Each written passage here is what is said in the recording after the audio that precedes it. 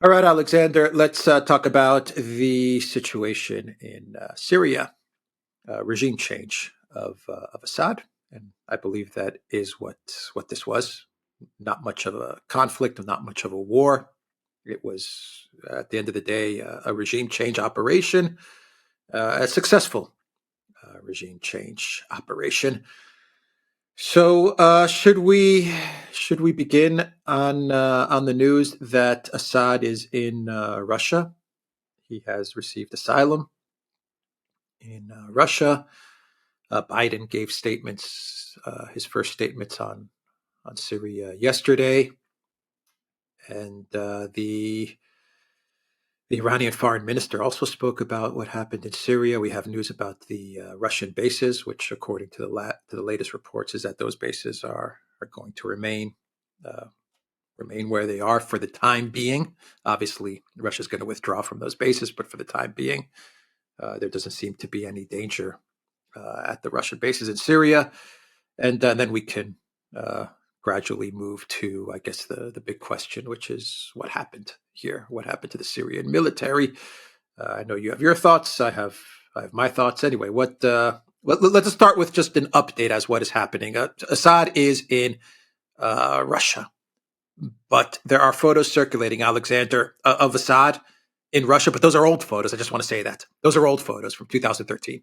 Yeah, We haven't seen any statements or photos of Assad yet. Anyway. no, but we have had comments. One is an anonymous source to TASS by a source close to the Kremlin.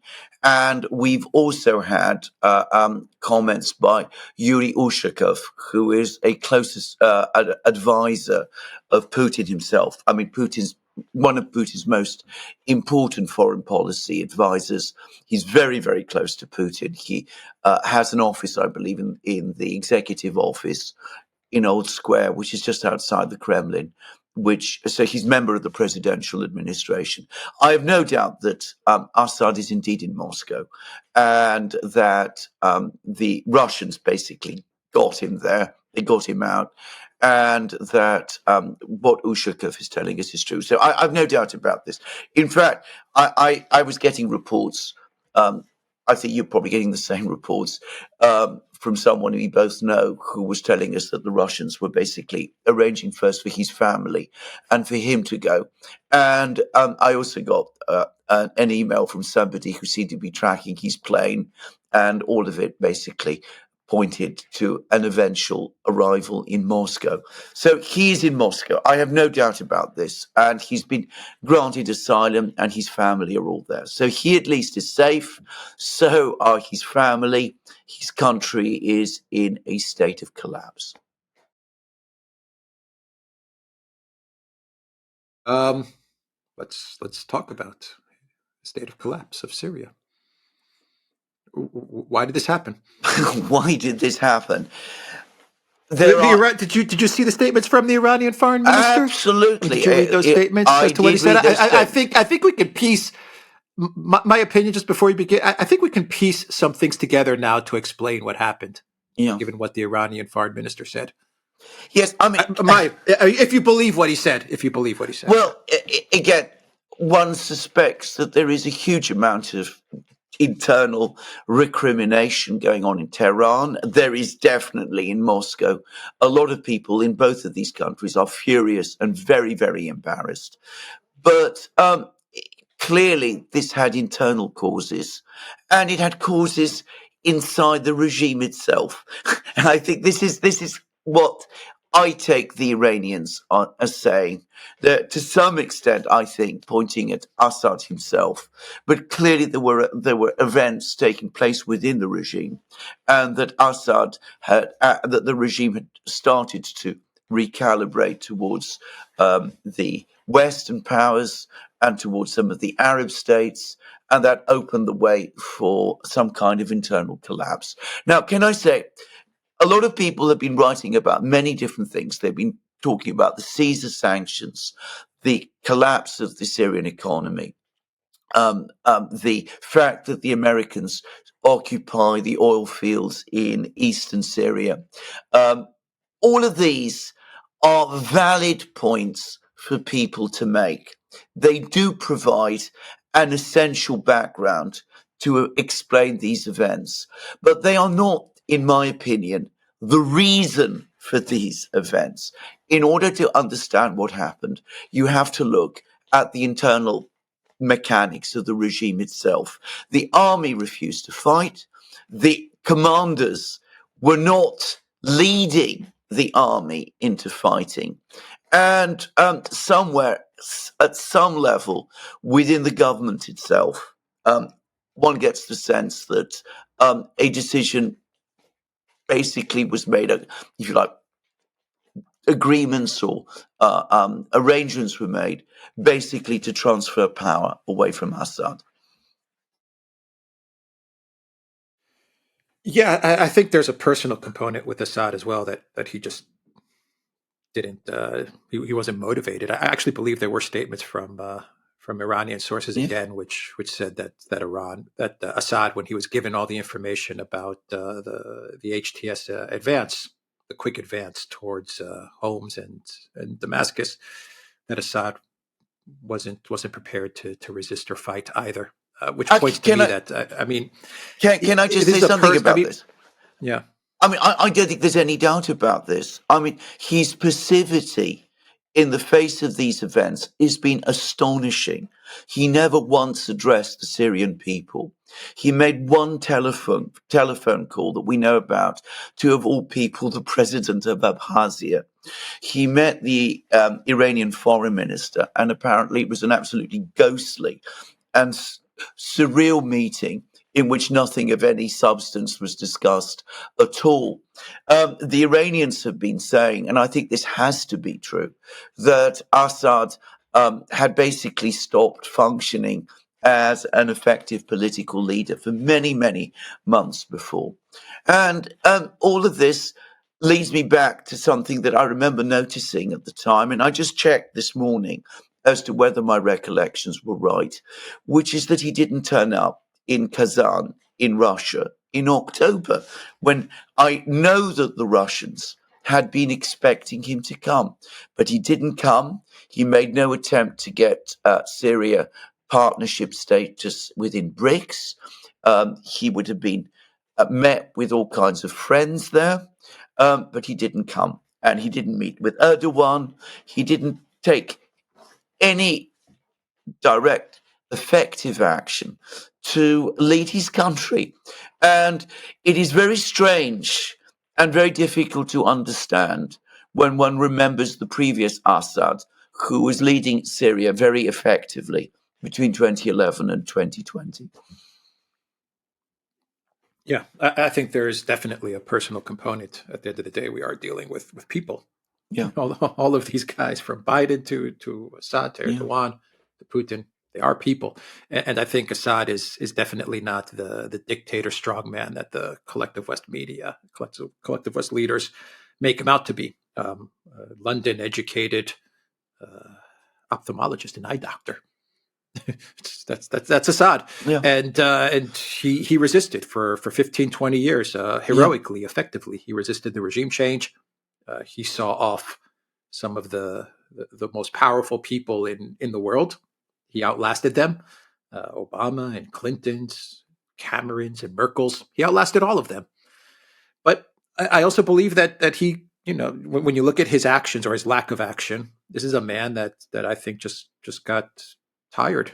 yes, That's my yeah, explanation of it. He also has some very serious family issues with his yes, wife's health, yes, um, and Assad is, whatever you may think of him, whatever your perception is of Assad, it does appear that he's very dedicated to his family, and so I He's think that devoted. He my is devoted to yeah, his wife. I've heard about this from people in London. Remember, he was in London. He's absolutely devoted to his wife, and she is devoted to him. And she stood by him she's also a throughout the war. Absolutely, London educated and investment banker or something like that. I that's mean, right. yeah, That's right. yeah, yeah. So, I mean, undoubtedly, her So illness, I think, severely preoccupied him. And you're quite right. We're talking about people. and somebody who was never in line to become president of Syria, didn't apparently want to become president of Syria. He had no connection with the military. The man who was intended to become president of Syria by the extraordinary personality who was Assad's father, Hafez al-Assad, whom I remember very well, by the way, an extraordinary man, extremely clever, very devious, utterly ruthless, somebody who'd been acted completely differently in this crisis. Just saying. But the man that the father had wanted to succeed was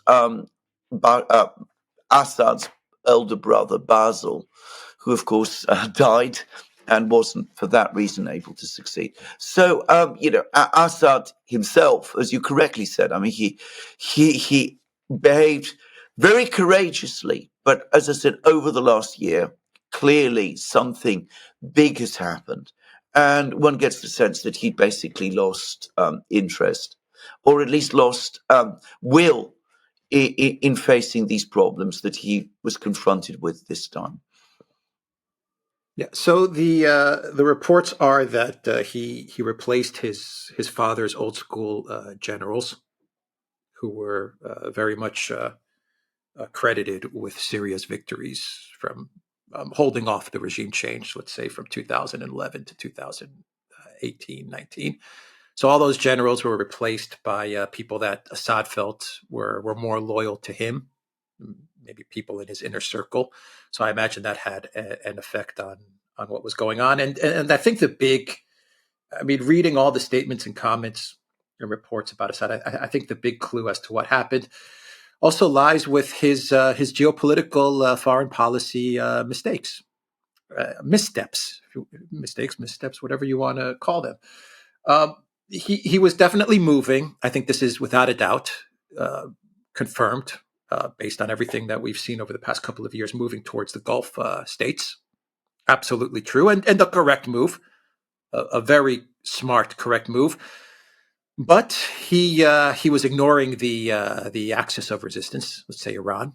He was starting to drift away from Iran, and he was refusing to engage with Erdogan and Turkey. And and this is the part that puzzles me in a way. Maybe it has to do with his personality.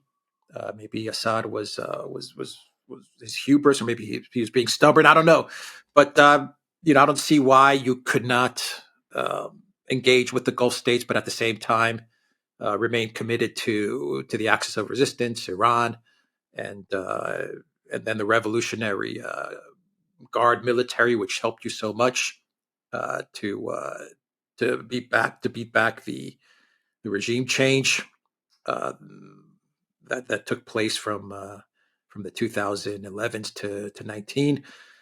Why you couldn't speak with Erdogan? I understand there were refugee issues. I understand you could have had difficult negotiations, but it seemed like he could have done all three things. The one thing did not exclude the other, but instead he just kind of drifted off into this Gulf state orbit and just kind of left everything else to just sit and fester. And that's what happened. And when Iran gave him the warnings about Turkey and HTS, according to the Iranian foreign minister, Assad didn't take those warnings seriously. Exactly. Yeah. Exactly.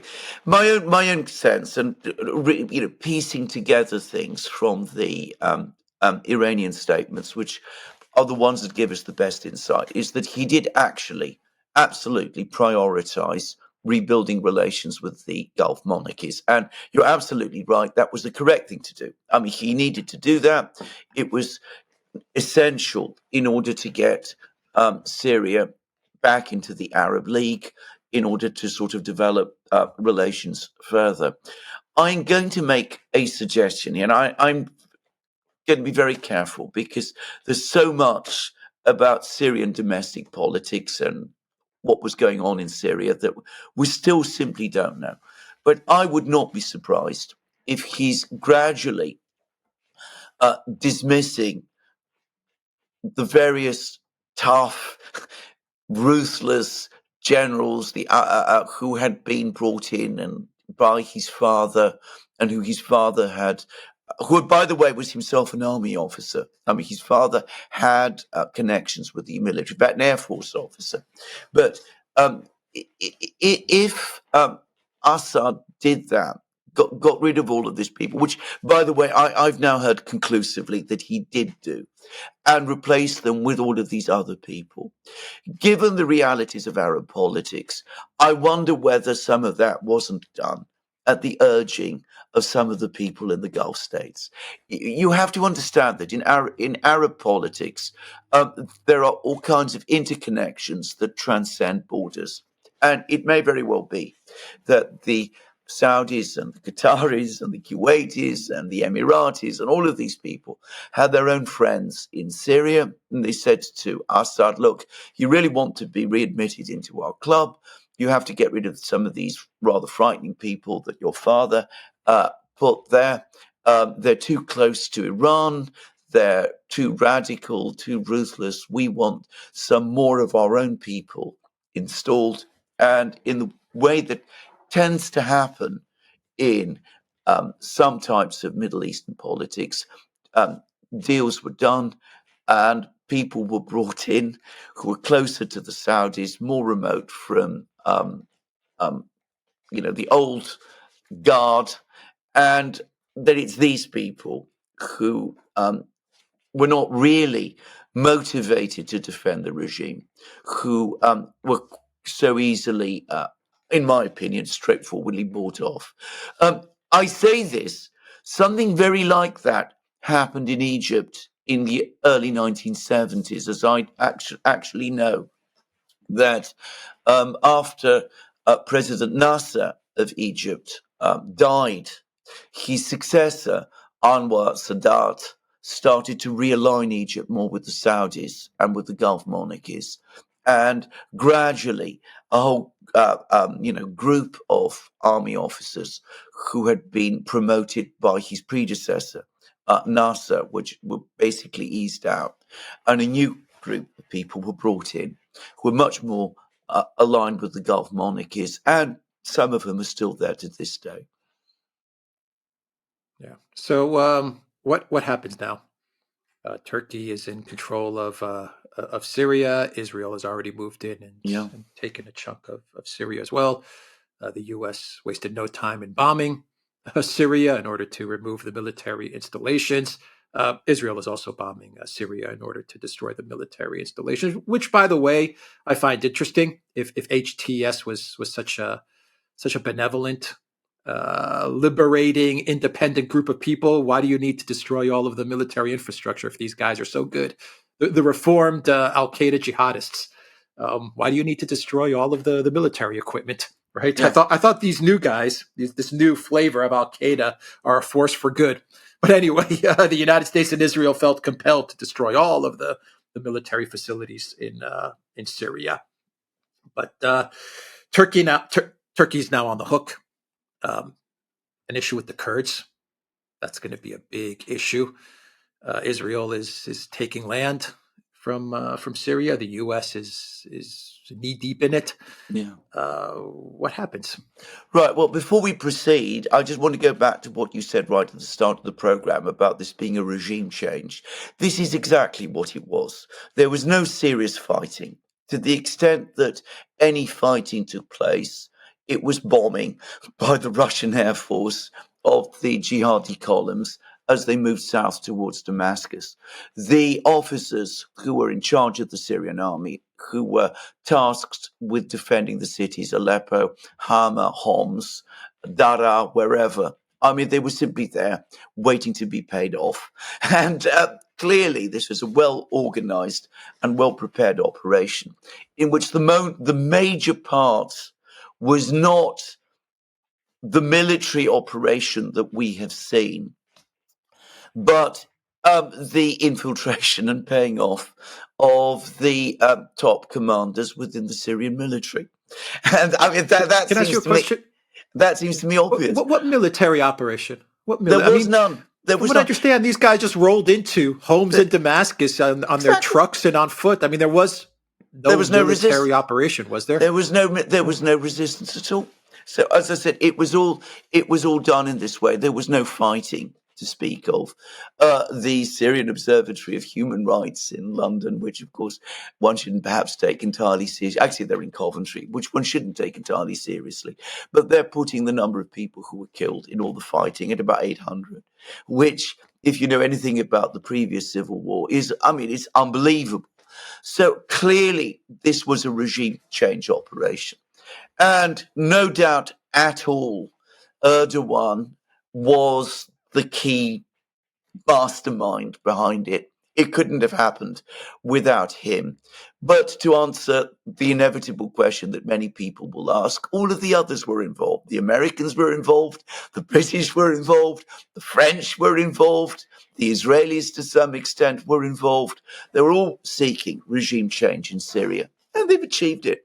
They achieved it not in the way that they'd hoped back in 2011 through an uprising and a war and all of that, because there was a Syrian army at that time to fight against. They achieved it because the regime this time had disintegrated, and they were able to walk in, and they must, in some way, have engineered that. So that's an essential point. An essential point to make. What happens now? Well, we've seen the story play itself out time after time after time in Afghanistan, in Iraq, in Libya, in Somalia. So the jihadis always say that they are going to respect international law. They will look after the embassies. They want good relations with everybody. They're saying at the moment they want good relations with the Russians as well. They're not going to go after the Russian bases. I don't think anybody in Moscow takes that seriously. I think, just to quickly say on that, I suspect that there's negotiations underway between the Russians and Erdogan to facilitate an orderly withdrawal of Russian equipment and personnel from the bases. I absolutely don't think those bases are going to remain there. I mean, I'd be astonished if they're still there in 6 months' time or even 3 months' time. But anyway, so we're going to have all the usual story about, there's a council set up, a transitional government set up, and then inevitably, what will happen is a complete internal collapse. The economy, what's left of it, will collapse. The country will divide into armed factions. They'll all start fighting each other. There's already fighting between the Turks and Turkish-supported jihadis and the Kurds. There's been looting in all kinds of places. We're going to see over the next few weeks and months an acceleration of that process and an eventual collapse of the entire country. And out of that chaos, forces will eventually emerge, which, as we saw with Afghanistan, in Somalia, in Iraq, in Libya, are probably going to be very implacable and very ruthless, and will want to focus on imposing their ideas of religious law on as many people that they can control. There will continue to be resistance. There will continue to be fragmentation. The great powers that are around Syria will occupy large territories. The Turks in the north, the Israelis in the south, claiming that these are buffer zones, and it will be a nightmare, I suspect and fear, for the Syrian people. And no doubt there will be huge refugee flows and all of those things. So I painted a rather apocalyptic picture of the future of Syria. I hope, for the sake of the Syrian people, that I am wrong, but this has been the consistent story in every place where there has been a regime change in the Middle East up to now. And going back to what you said about, how we've been told what wonderful, inclusive jihadis these are. Already there are articles starting to appear in the media in the West amongst the very same people who are advocating the fall of Assad for all of those years, saying we now need to worry because there's all sorts of dangerous jihadis in control, and what may succeed Assad could be even worse than him. In fact, it will be, I suspect, far, far worse than him. In fact, it'll be no comparison. As for the Israeli air raids, just to say very quickly, from what I've been able to work out, they are principally targeted at the what used to be Syria's actually rather highly developed air defense system. The Israelis have been attacking air defense missile positions across Syria. Of course, these are all abandoned, but the purpose seems to be to prevent these assets coming under jihadi control and being potentially used in the future. And I'm sure the Americans are also involved in all of that. And we're going to see an awful lot more of that going forward. The Syrian crisis has only truly now begun. Yeah, and all of this is going to fall on Trump's lap. So they had to wrap this up in the last month. I mean, they saw the opportunity. Turkey saw the opportunity. Turkey needed to wrap this up before Russia won in Ukraine, because if Russia won in Ukraine, then Turkey would have lost a lot of leverage that they do hold over Russia, given the conflict in Ukraine. So they wanted to wrap this up. The Biden administration wanted to wrap this up for various reasons. I mean, Biden could do his victory lap and say he's the president that finally brought down Assad, but they also wanted to create this chaos in order to have this fall onto Trump's lap, and that's what's going to happen. Yes, and going back to Russia's position, where is Russia in all of this? Because the narrative is that this was a big loss for Russia, a big strategic defeat for Russia. You even now have European officials who are now running with the narrative that if Assad could fall, well, then Putin can also fall. So let's provide more money and more weapons to Ukraine. It can be done. You see, we did it with Assad, and we can do it with Putin as well. For Russia, there's the bases, which I believe, in my opinion, this is a big defeat. Losing the bases, it's not good. But I have to say, living in the region, actually being there, I can tell you that maybe 5 years ago, this would have been bad for Russia. Maybe 10 years ago, it would have been catastrophic, because Russia had a presence in the Mediterranean. I mean, anecdotal, but there were a lot of Russians in Cyprus 5 years ago doing business, traveling, tourism. They were everywhere. A lot of Russians. Everything was fine. A lot of Russians in Cyprus. Since the special military operation, you don't see it anymore. There's not many Russians. You see a lot of I see a lot of Germans, a lot of Israelis, a lot of British, even a lot of Americans. My suspicion is there's a lot of military people floating around, in a lot of collective West military floating around in Cyprus, but the Russian presence has lessened. And why do I say this? I say this because the idea of Russia having a position in the Mediterranean, while it's advantageous, I understand the advantages of having these bases in the Mediterranean. Given the state of the world right now, which is this iron curtain split between the collective West and the rest of the world, I just don't see much of a reason for Russia to have a presence in the Mediterranean, which has now become a NATO lake. I mean, a U.S. NATO lake. It's Greece, which is completely under the U.S. control. I mean, Greece is a big a U.S. military base. You have Greece on one side, you have Turkey on another side, which now we understand exactly where Turkey is aligned. You have Israel as well. I mean, I don't think that this is something that's going to be that big of a setback strategically for Russia going forward, especially if you take into consideration that they need to remain focused on the conflict in Ukraine. And so, tough decision as it was, but this was, to me, the only decision that they could have made given the circumstances. And and considering their best interests, Russia's best interests. Okay, let's just quickly go over some of that. Firstly, I just wanted to say something about, the so-called winners from this affair, the Turks and the Israelis.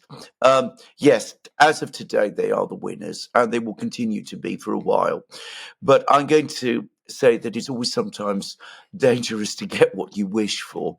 They wished for the overthrow of Assad. Certainly, this has been a blow for Iran, a major strategic defeat for Iran. Their major Arab ally has gone. Their route to supply Hezbollah has been severed.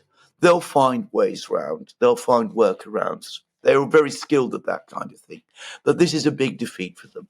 But for Turkey and Israel, they now have chaos on their borders. Erdogan did this in order to stop to try to get refugees, or this is what he's saying, to try to get refugees in Turkey to return to Syria. More likely than not, he's now going to get many more refugees. He's probably going to find Syria impossible to get full control over. Turkey is taking on a commitment which it really doesn't have the resources to, bring under control. And I think this is going to be a disaster for them in the long term. As for Israel, well, in a kind of way, Israel is a much stronger state, it's got a much stronger economy, it's a much stronger military, all that. But already Israel has been looking overextended, and now it has a chaotic, violent Syria on its eastern border. I am not sure that this is going to turn out for the best for Israel in the future, in the long term. And as for Donald Trump, who I have always felt myself has a much better understanding of long-term American interests, well, he's commented about this event in Syria. He's far from pleased about it or enthusiastic about it. He says what the United States should do is get out, stay out. And I see that, by the way, as a signal that one of the things he's going to want to do when he does finally become US president is withdraw those US troops from eastern Syria, which he tried to do when he was president before. So the winners might not feel themselves the winners for very long. It's the same story that we saw again in Afghanistan, in Iraq, in Somalia, in Libya, in all of these places. All of these people engineer regime change. What it brings in its wake is chaos. And ultimately, the Western positioning in the Middle East is further undermined and weakened, even as the Middle East itself spirals downwards into further violence and chaos. Now, let's talk about the Russians. The first thing to understand is that you spoke about the Mediterranean as a NATO lake. In my opinion, the Mediterranean has been an American lake almost continuously since 1943, when the Western powers, the British and the Americans, pushed the Germans out of North Africa and started to occupy southern Italy. The United States has bases all over the Mediterranean. It has had a massive dominating position there ever since. Now, within Russia, there's always been a current of thinking, I suspect mostly associated with the Navy, that says, well, we do need to establish a presence in the Mediterranean if we're going to assert ourselves effectively in Europe. And the Russians have at various times tried to establish bases in the Mediterranean, in Albania in the 1950s, in Egypt in the 1960s, that's Alexandria. I forgot to mention in Libya in the 1940s, they tried to get the Americans to agree, believe it or not, in the discussions in Yalta, that the Soviet Union should establish a naval base in Libya at that time. Of course, the Americans said no. And The Khmeimim Tartus base has just been the latest iteration of this. Every time the Russians do this, it fails. They've never been able to establish permanent bases in the Mediterranean. And there are lots of people in Moscow, in Russia, who say this. They say, this is a mirage. We are too far away. We're not there in the way that the Americans are. And we don't have the long-standing deep roots in the Mediterranean region to be able to establish a base. What we need to do is to focus instead on the Eurasian heartland, on Russia itself, on Ukraine, on Central Asia, on the Black Sea, on those areas. The Mediterranean ultimately isn't important to us in that way. Now, I remember a lot of people when Putin took the decision to intervene in Syria back in 2015, a lot of people in Russia were not happy. They said this is a diversion of Russian resources away from the place where it really matters, which is Ukraine. The Russian intervention in Syria then seemed to go very well. Those people basically went quiet. Now they're back and they're saying, look, we were right all along. This hasn't worked. It's never going to work. Focus instead on what is really important to us, which is getting the war in Ukraine won. Win the war in Ukraine, reestablish Russian authority and primacy in Western Eurasia, build up the relations with China and to some extent, by the way, with Iran, and even up to a point, Turkey too. And forget about the Mediterranean. Forget about trying to establish long-term bases there. And de-emphasize this long-standing effort that you've often made to involve Russia in Arab politics, which never goes particularly well. So, within Russian terms, this event has been a massive embarrassment. The Russians did send their air force to Syria. They did fight alongside the Syrians for, several years. They did win the war in Syria. This investment in energy and time and effort, not huge resources, by the way, by Russian standards, relatively few resources, but this very public investment, which had appeared to succeed, in 2 weeks has been swept away. So it is a humiliation and an embarrassment, and probably at some level an embarrassment for Putin himself, because he was the decision maker. But what it's going to do is it's going to reinforce the Eurasia first, Russia first faction within the leadership in Moscow. And I have to say, if you look at the overall trends in Russian history, you can see that that is right. As you rightly said, the Russians have been squeezed out of the Eastern Mediterranean already. 5 years ago, Khmeimim was a big deal. We were talking then about Tupolev bombers flying over the Eastern Mediterranean and all that sort of thing. I think the last 3 years have demonstrated clearly that Russia's national interests lie elsewhere. Yeah, I say that because 5 years ago, being on the ground, you sensed Russian activity. You sensed the Russian presence. You sensed it. It was there around you every day. Over the last 3 years, you don't sense that at all.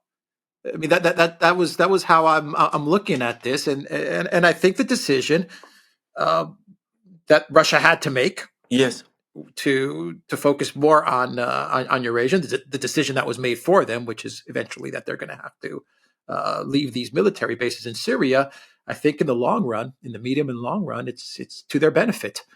it's to their benefit to focus on Eurasia. It's to their benefit to focus on China, to focus on the gas pipelines towards China, which no one is just talking about, which are ready to go.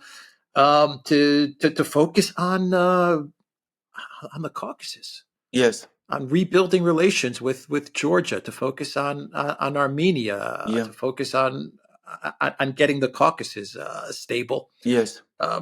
BRICS, Iran. So yeah, I think at the end of the day, this is going to benefit Russia in the medium to long term. Yeah, I think there'll be a lot Yeah, of people yeah, in Moscow who will be yeah, frankly relieved to be rid yeah. of this commitment. By the way, and I can tell you, and this I know for a fact because I've actually spoken to Russians who said this, and it was widely discussed in academic circles, when something similar happened in the mid 1970s and the Russians were booted out of Egypt.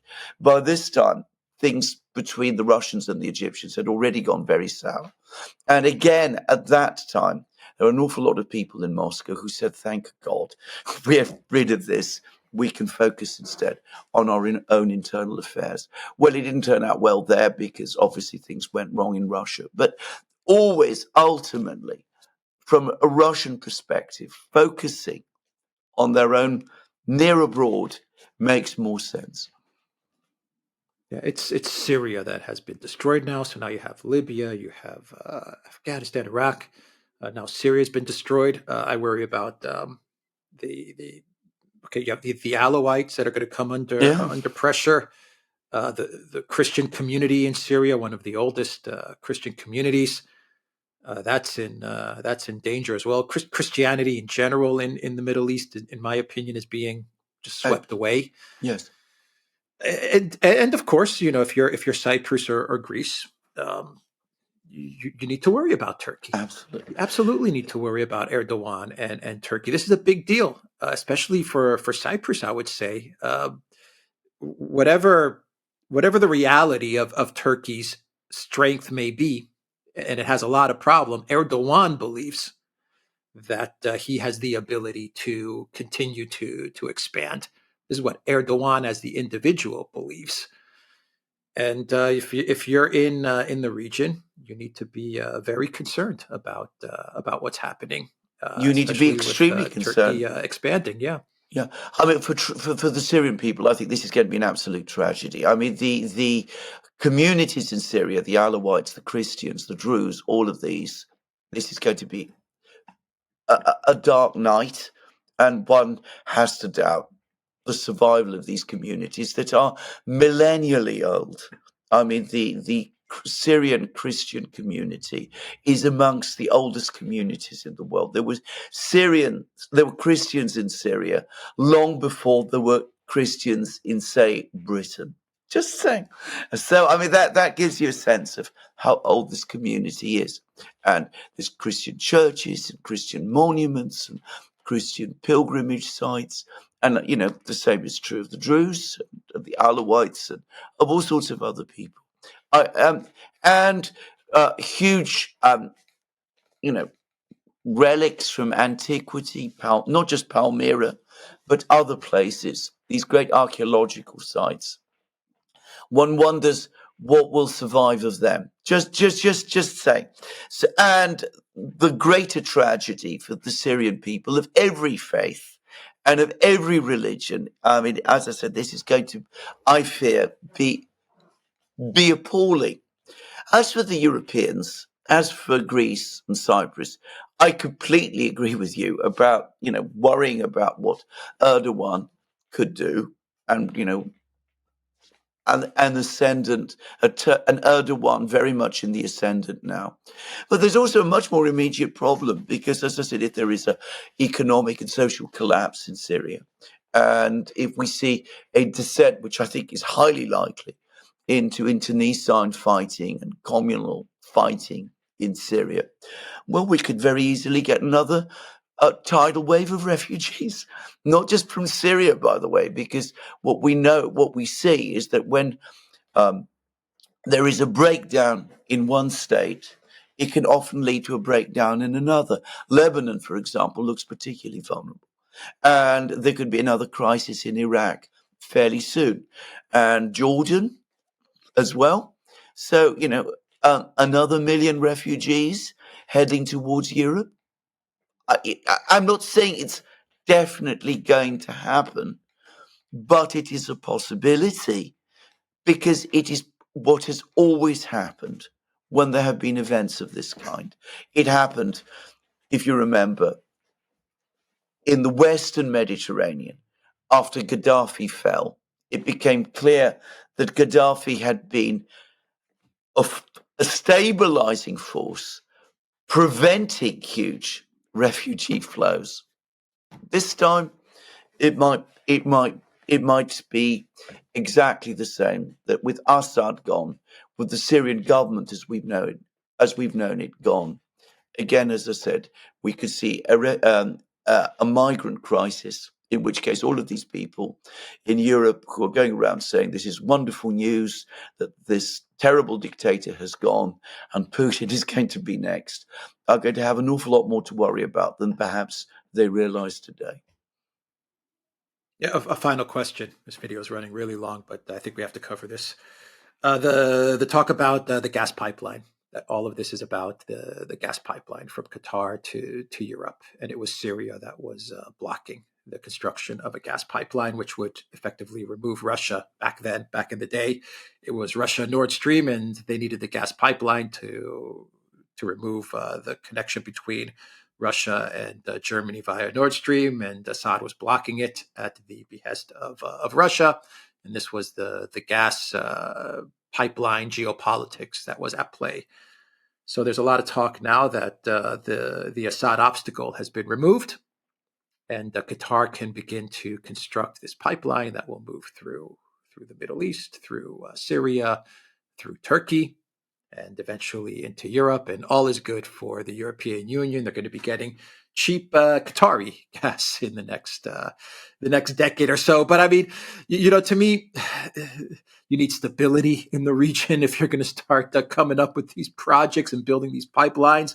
It's going to take a long time to build these pipelines, and once again, I'll tell you from the experience of Cyprus and their LNG dreams, their gas dreams that they found all this LNG in Cyprus. It's been 25 years, 20 or 25 years that we've been talking about the LNG riches. And no one's seen any of that. Well, indeed.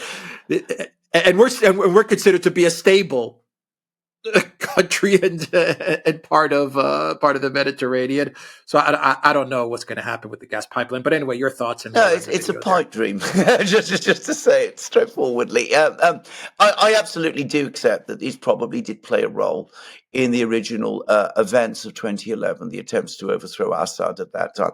I don't think it was the main factor, by the way. I think the main factor was Assad's alliance with Iran, which was the main reason why there was a major effort to try to overthrow the Syrian government at that time. But, absolutely, that idea has existed, just as, if you remember, when the Americans went into Afghanistan in 2001, there were similar plans to build gas and oil pipelines from Central Asia across Afghanistan and to bring them into the Persian Gulf. And that also was going to end Russian dominance in the gas industry. Except, of course, it never happened because Afghanistan collapsed into chaos. There was constant problems there, and the pipelines were never built. And to be frank, I don't see why Qatar would be interested. Qatar is making a huge amount of money selling its gas now in LNG sales. Why would they want to get themselves involved in some incredibly complex pipeline project across an unstable Syria? If they'd wanted to build a pipeline, by the way, they could have built it through Turkey. Just saying, it was always it could have been done that way, but it was never really done. So I think this is a fantasy, and it would take at least a decade before any gas appeared, and that's probably a very optimistic scenario. 20 years is probably much more likely. All right, we'll end the video there. The Duran.looks.com. We are on Rumble, Odyssey, BitChute, Telegram, Rockfin, and X. And go to Duran Shop, pick up some merch like what we are wearing today in this video. Take care.